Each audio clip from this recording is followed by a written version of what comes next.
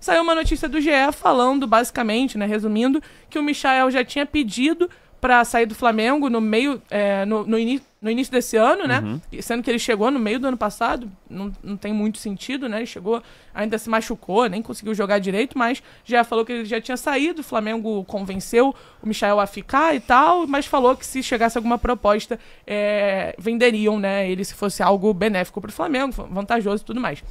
E também trouxeram a informação que o Flamengo pode vender o Cebolinha no meio do ano, que ele pensa em vender os dois, né? Então, vamos falar aí sobre isso. É uma informação do GE, mas além da informação, eu vou trazer aqui esse debate mesmo para vocês, porque são dois jogadores que não deram certo no Flamengo, pelo menos não até agora. O Michael é um cara que, na primeira passagem dele, ele evoluiu muito, principalmente naquela época do Renato Gaúcho. Ele foi lá pra fora, desenvolveu também algumas características com o Al-Hilal, no Al-Hilal com o Jorge Jesus. E quando ele voltou pra cá, eu, pelo menos, esperava um jogador mais tático, um jogador mais inteligente dentro de campo, nas tomadas de decisão e tudo mais, mas não é isso que a gente tá vendo. E o Cebolinha também é um cara que veio com uma expectativa alta por causa do valor que foi pago.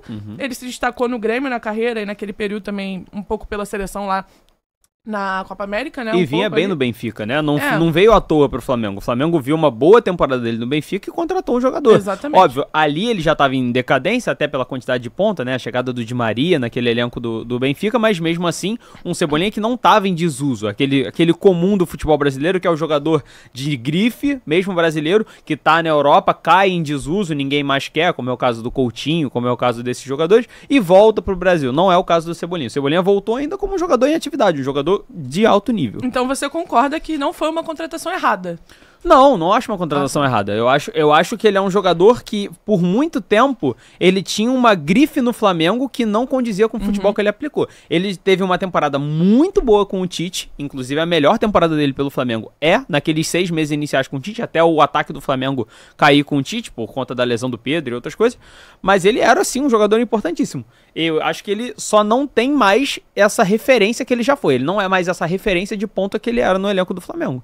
Não, concordo com você. É porque tem muita gente que trata como se fosse um erro da diretoria antiga ter contratado Cebolinha. E eu não acho que seja esse o caso. Eu acho que existe uma contratação que dá errado e a contratação que é errada.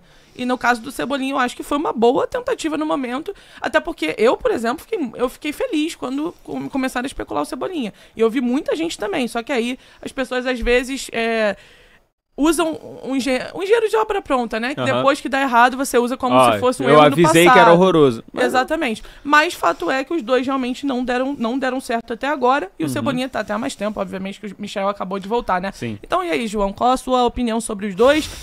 Mesmo que essa informação não se concretize, o que você faria se você fosse ali o Boto, né? Pra decidir quem vender e tudo mais? Venderia os dois? Eu venderia os dois. Fato. Eu acho o Cebolinha um jogador que hoje no elenco do Flamengo ele é limitado. Eu acho que ele é um jogador que tem sim qualidade técnica, tem sim um bom deslocamento no final do campo, no terço final. Ele é um jogador que consegue trabalhar bem na ponta, mas eu acho ele um jogador de tomadas que são sempre iguais. Ele chega no último terço do campo, olha, corta pra dentro, troca 2, 3 passes com o lateral, corta pro meio e chuta. Ele é um jogador que escolheu se limitar. Eu acho que ele tem capacidade pra fazer mais, mas talvez a falta de confiança, talvez até o estilo de jogo do Felipe Luiz não seja o melhor pra ele. Realmente não tire o melhor do futebol dele como ele poderia.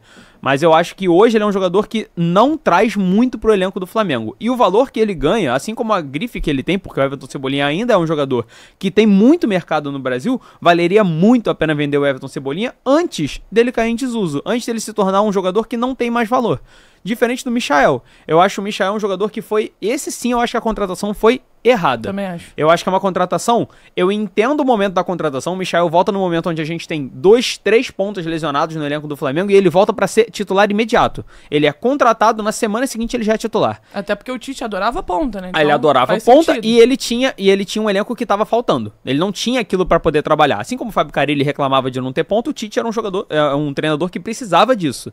Então ele sempre estava ali. O Michael veio, ele recebe uma quantidade muito grande de salário para o que ele performa, mas isso é comum pela quantidade de jogadores que tem no Flamengo, e o Michael não chega como um jogador qualquer. Se ele viesse para outro clube do Brasil, eu até acredito que ele não teria esse prestígio todo que ele teve no Flamengo, é mais porque ele estava voltando para casa, né? E a temporada dele com o Renato Gaúcho foi muito boa. Ele não saiu mal com a torcida do Flamengo, assim como foi o caso do Rodinei, né? Que não saiu mal com a torcida do Flamengo. Saiu por condições alheias ao futebol. Então, eu acho que o Michael, sim, foi uma contratação errada. Eu acho que ele é uma contratação que não rendeu, ele é uma contratação muito cara. E, pra mim, o Flamengo tem que abrir mão de ter uma quantidade tão grande de pontas no elenco. Ainda mais tendo pontas que são bons da base. O Matheus Gonçalves é um que é muito bom e não tem oportunidade nesse elenco do Felipe Luiz. E aí a gente fica ali gastando rios e rios de dinheiro pra ter 2 pontas de grife no futebol que entregam um pouco. Eu concordo com você em relação ao Michael, até porque, eu não sei sua opinião sobre isso, mas eu não gosto do modelo de contratação que você fica ressurgindo um jogador toda hora. Tipo, precisa de um lateral direito, Rodinei. Precisa de um zagueiro, Samir. Tipo, pô, galera, gente, pelo amor de Deus, precisa de um meia. Pede empréstimo do Reinier. Eu não gosto disso. Eu acho que existe tanto jogador no mercado. Você tem um departamento de scouting que promete rios de trabalho, né? Mundos e fundos e tal. E aí você vai ficar sempre voltando em jogador que já teve aqui. Tem tanta gente pra você contratar, então o Michael, eu acho que foi esse caso. É meio que uma decisão preguiçosa. Você vai atrás de alguém que você já conhece, de alguém que talvez seja mais fácil. Decisão que a diretoria antiga fazia muito, até em relação a técnico também, né? Ia no mais fácil. Quem que eu vou conseguir aqui mais tranquilo? Vai ser o Paulo Souza. Vamos lá no Paulo Souza. E não importa o que você precisa no momento. Então eu também acho que a do Michael foi errada, mas o Cebolinha não. E até sobre essa questão da base, né? Eu até tinha colocado na pauta aqui também, do Matheus Gonçalves, pra gente falar. Porque o Felipe Luiz, eu acho que ele escanteia muito alguns jogadores, e aí a gente pode até puxar pelo Michael mesmo. O Michael é um cara que não tá entregando. Sim. Ele não entrega e ele continua tendo oportunidades uma atrás da outra, até de ser titular. Mas não tem quem jogar pela esquerda porque o Cebolinha também tá mal. Cara, muda o esquema. Você não fala, você, Felipe Luiz, não fala que você precisa de mais de uma forma de jogar, que um time bom precisa de pelo menos 2 formas que domine. Então muda, você coloca um ponta mais agudo pela direita e coloca um cara mais pra jogar mais pelo meio pela esquerda. Assim não como joga o Gerson joga assim na direita. Joga no esquema de árvore de Natal e deixa os meias abertos. Pode abre ser o também, Arrascaeta, abre o Gerson e põe 2 atacantes na frente. O Arrascaeta já jogou na esquerda várias vezes. Em 2019 ele jogava ali. Exato. Então eu não consigo entender você insistir tanto Michael na esquerda e outros jogadores que às vezes tem um períodozinho ruim assim. Pô, o Luiz Araújo, fase ruim, nunca mais entrou. Ele foi titular em um jogo de 12. Um dos últimos 12 ele foi titular em um. Então, assim, eu não consigo entender essa insistência maluca no Michael e outros jogadores que às vezes não tem nem sentido serem escanteados, como o próprio Matheus Gonçalves, que nunca mais teve chance, né? E não só o Matheus Gonçalves, como o Lohan. Sim. Que foi reduzido a um jogador de sub-20. Ele era um jogador que tinha espaço no elenco. Não é nenhuma loucura dizer que o Lohan era, sim, um jogador utilizado com frequência nos anos anteriores. E ele hoje não é relacionado. Ele não está no elenco do Flamengo. O Felipe Luiz não conta com o Lohan. O Lohan não entra em nenhum jogo. O Joshua subiu da base e o Lohan foi escanteado também. Então eu acho que existe um problema no Flamengo hoje, que é ter pontas demais. E aí eu acho que por ter pontas demais, o Felipe Luiz se sente obrigado a jogar em esquema que tem ponta. Ele não consegue olhar para o elenco que ele tem na mão e falar, eu vou jogar pelo meio. Eu vou tentar armar jogada pelo meio. Eu vou tentar trabalhar uma bola de uma maneira diferente. Ele se sente obrigado a fazer sempre a mesma coisa. E quando você faz a mesma coisa, uma hora as pessoas aprendem a jogar contra você.